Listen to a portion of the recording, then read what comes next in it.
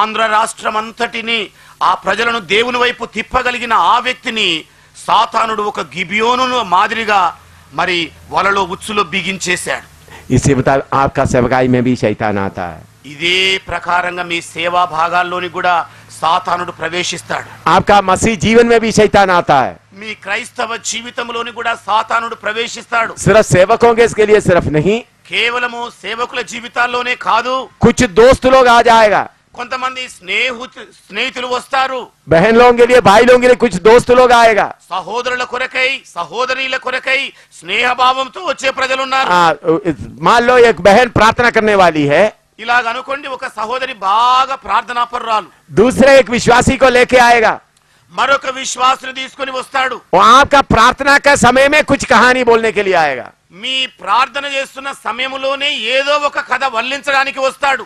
एक एक स्टोरी बोल बोल कर प्रार्थना बंद कर देगा. ఈ ప్రకారంగా ఒక కథ తర్వాత ఇంకో కథ మరొక కథ చెబుతూ ఉన్న కాలానంతా వృధా చేస్తాడు. फिर बाइबल पढ़ने में भी ऐसा कर लेगा. మరి బైబిల్ ధ్యానించే విషయంలో కూడా అలాగే ఆటంకం చేస్తాడు. किताब पढ़ने में भी ऐसा कर लेगा. మరి పుస్తకాలు చదివే సమయంలో కూడా అలాగే చేస్తాడు. एक एक विश्वासी के पीछे शैतान पड़ा हुआ है. ఒక్కొక్క విశ్వాసి వెనకాల సాతానుడు ఇప్పుడు పడి ఉన్నాడు. एक एक के पीछे पड़ा हुआ है. ఒక్కొక్కరి వెంట వాడు పడి ఉన్నాడు. इधर बैठा हुआ में से कोई भी छोड़ा नहीं है. ఇక్కడ కూర్చున్న వారిలో ఎవరు కూడా వదిలిపెట్టబడలేదు. एक आपके पीछे कितना शैतान का दूध पड़ा है मालूम नहीं. మీ వెనకాల ఎంతమంది సాతాను దూతలు వెంటబడి ఉన్నారో ఎవరికి తెలుసు. आपको कौन सा म्यूजिक पसंद है, మీకు ఎలాంటి సంగీత స్వరాలు ఇష్టం, कौन सा किताब पसंद है, ఎలాంటి పుస్తకాలంటే మక్కువ, कौन सा कहानी पसंद है, ఎలాంటి కథలంటే మీకు ఇష్టం, ये सब शैतान को अच्छी तरह मालूम है. ఈ విషయాలన్నీ కూడా సవివరంగా సాతానుకు తెలుసు. इन सबको जय पाने वाला ही आगे बढ़ेगा. వీటన్నింటి మీద జయము పొందుకున్న వారు మాత్రమే ముందుకు కొనసాగుతారు. नहीं तो आपके साथ उन्होंने वाचा बांधेगा, फिर आपका दोस्त बन के रहेगा. లేనట్లయితే మీతో వాడు సమాధాన నిబంధన చేస్తాడు, స్నేహభావంతోనే మీతో కలిసి మెలిసి మెదుగుతాడు. और आत्मा में आगे बढ़ रहा था, ఆత్మలో అభివృద్ధి చెందుతూ ముందుకెళ్తున్నారు. एक दोस्त मिल गया. ఒక స్నేహితుడు దొరికాడు. ओ समय ज्यादा प्रार्थना के समय बातचीत ज्यादा हो रहा है. మరి ప్రార్థన చేస్తున్న సమయంలోనే ఎక్కువగా స్నేహభావంతో కూడా మాటలు పెరుగుతున్నాయి. आस्ता आस्ता वचन से हट गया, నెమ్మదిగా ఇక వాక్యము నుండే తొలగడమైంది. प्रार्थना से हट गया, ప్రార్థన నుండి తొలగించారు. मीठी मीठी बातें सुनना शुरू हो गया. మధురమైన మాటలతోని కాలం వెళ్ళబుచ్చడం మొదలు आस्ता आस्ता शैतान ले जाएगा. నెమ్మదిగా సాతానుడి విధంగా తీసుకొని వెళ్తాడు. आप कौन है? మీరెవరు? स्वर्ग में जाने वाला यीशु मसीह का दुल्हन. పరలోకములో యేసుక్రీస్తు వరుని కొరకై సిద్ధపడుతున్న వధువై ఉన్నారు. शैतान को मालूम है, సాతానుడికి తెలుసు, चुनावों में से एक दो को रोकेगा तो ఎన్నిక చేయబడిన వారిలో ఏ ఒక్కరిద్దరినైనా తీసేసుకుంటే यीशु नहीं आ सकता. యేసు ప్రభు రాలేడు. चुना हुआ सब आना है. ఎన్నికైన వాళ్ళందరూ కూడా రావాల్సిందే. इसलिए इन आखिरी दिनों में पवित्र कलीसिया के बीच में हजारों शैतान का दूध काम करता है. అందుకే ప్రస్తుత కాలంలో పరిశుద్ధ సంఘంలోనికి వేవేల కొలది సాతాను దూతలు ప్రవేశించబోతున్నారు. काम कर रहा है. పనులు చేస్తున్నారు వాళ్ళు. क्यों? ఎందుకండి? आपको रोके, మిమ్మల్ని ఆపాలని, आपको जो सिद्ध होने का काम से आपको रोके. సిద్ధపడే ఆ పని జరగకుండా మిమ్మల్ని ఆపు చేయడానికి. जो कोई सब बात परमेश्वर से पूछ करता है वही बचेगा. ఎవరైతే ఎల్లవేళల దేవునితో సంబంధ బాంధవ్యాలు కలిగి అడుగుతుంటారో వాళ్ళు మాత్రమే తప్పించబడతారు. कितने लोग सुना है? ఎంతమంది ఈ మాటలు విన్నారు? कपड़ा खरीदने के बारे में भी प्रभु से पूछने वाला बचेगा.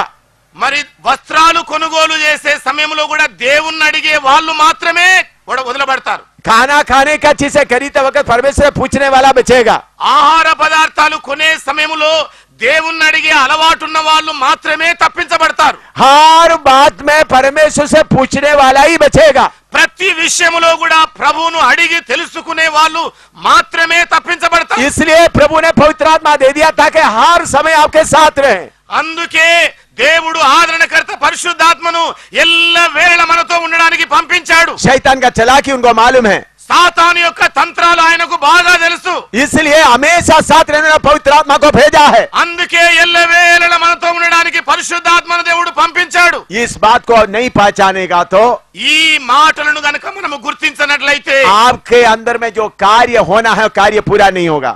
మీ లోపల ఏ క్రియ అయితే జరగవలసి ఉండిందో అది జరగకుండా ఆపివేయబడుతుంది। शैतान बड़ा दो सिंग लेकर नहीं आता है, సాతానుడు రెండు పెద్ద కొమ్ములేసుకొని మీ యొద్దకు రాడు, प्रेम से आता है। ఎంతో ప్రేమ పూర్వకంగా अभी వస్తాడు। प्रार्थना का समय आ गया, ఇప్పుడు ప్రార్థన సమయం వచ్చేసింది। तो दूसरा बहन या भाई आएगा, మరొక సహోదరుడో వస్తాడు। ओ आपसे बात करके काफी देर हो गया, అబ్బా మీతో మాట్లాడి ఎంత కాలమైంది, ओ आपका हंसी देखकर काफी देर हो गया। మీ చిరునవ్వు చూసి ఎన్నాళ్ళు గడిచిపోయినాయి। उस वक्त जो पहचानता है वही जीतेगा। ఆ సమయంలో ఎవరైతే ఆ యుక్తిని గుర్తించగలుగుతారో వాళ్ళు మాత్రమే తప్పించబడతారు। मैं अनुभव से इन बातों को देखकर जीतकर बोलता हूं। నేను అనుభవపూర్వకంగా ఈ మాటలను గుర్తించి వాటి మీద జయం పొంది అనుభవంతో చెబుతున్నాను।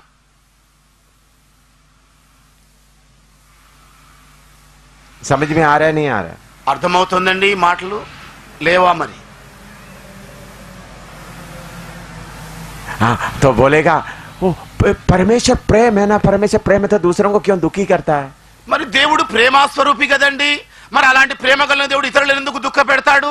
उस वक्त प्रेम नहीं शैतान, मैं तुमको पहचान तुम्हारा सिर पे तलवार आएगा। ఇదిగో ఆ సమయంలో ప్రేమ కాదు సైతానా, నీ భ్రమ నీ మెడ మీదకి నేను కత్తి తీసుకొని రాబోతున్నాను చెప్పాలి। उस वक्त मुस्कुराते तब तुम्हारा टाइम शैतान ले जाएगा। ఆ సమయంలో గనుక నువ్వు చిరునవ్వుతో మరి ముఖంతో నవ్వుతూ హాస్యం చేస్తే హాయిగా సాతానుడు వలలో వేసుకొని వెళ్తాడు। प्रार्थना करो, ప్రార్థన చేద్దామండి। जिसको पहचानने का मन है पहचानो, प्रार्थना करो। ఎవరికైతే గుర్తించాలన్న ఆశ మనసులో ఉందో గుర్తించండి, ప్రార్థన చేయండి।